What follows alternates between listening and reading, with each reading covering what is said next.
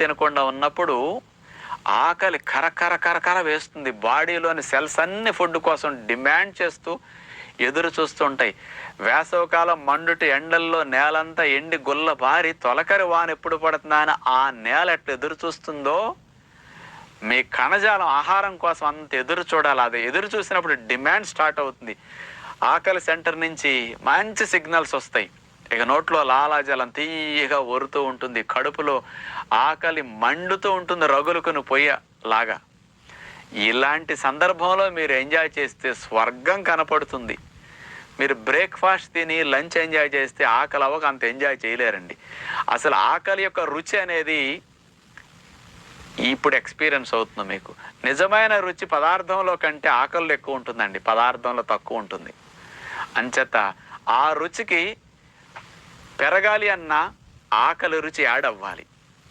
అంచేత మధ్యాహ్నం 12 to 2 మధ్యలో మీరు వండుకు తింటారా, రెస్టారెంట్లకి వెళ్ళి తింటారా, పబ్కి వెళ్తారా, లేకపోతే క్లబ్కి వెళ్తారా, లేకపోతే ఇంకెక్కడ దాబాకి వెళ్తారా, మీ ఇష్టం. ఎంజాయ్ చేయండి.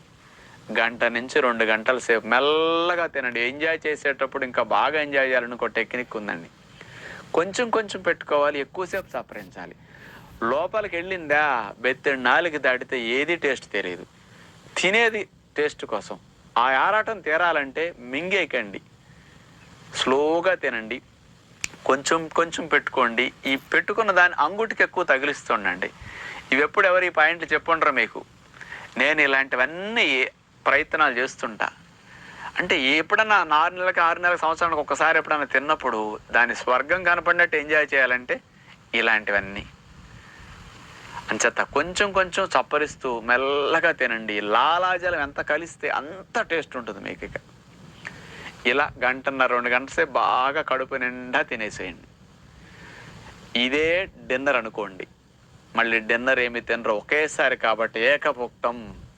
అంచేత బాడీకి కావలసిన శక్తి ఒక్కసారి ఆహారం ద్వారా మీరు అందించింది ఒక 1000 నుంచి 1500 క్యాలరీల మధ్యలో తింటారు సుమారుగా. ఆడవారైతే 1000, మగవాళ్ళైతే 1400-1500.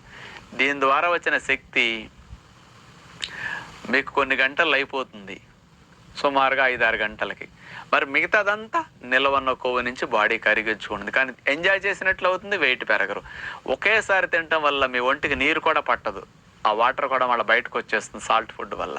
అందుకని రోజులో ఒక్కసారి తినాలంటే 12 to 2 లేకపోతే 1 to 3 మధ్యలో తినేసేయండి, మీ ఇష్టం కావలసినంత.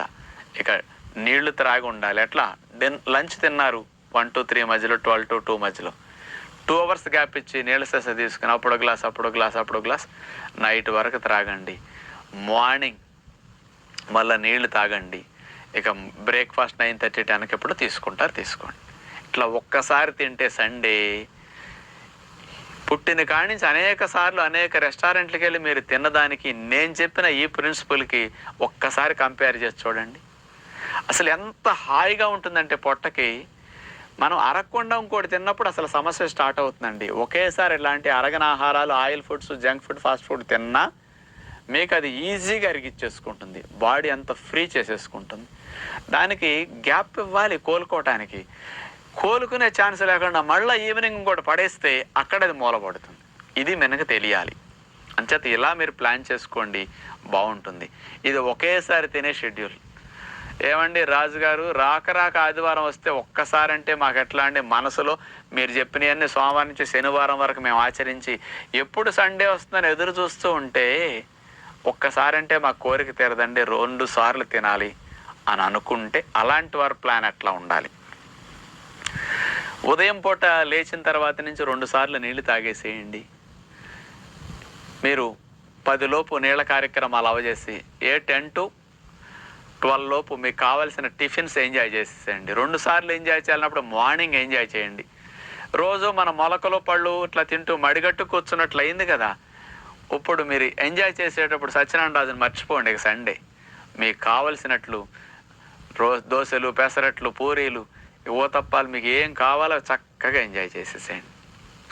బ్రేక్ఫాస్ట్ 1 గంటన్నర సేపు వెరైటీలు అన్నీ పెట్టుకుని స్లోగా తినండి.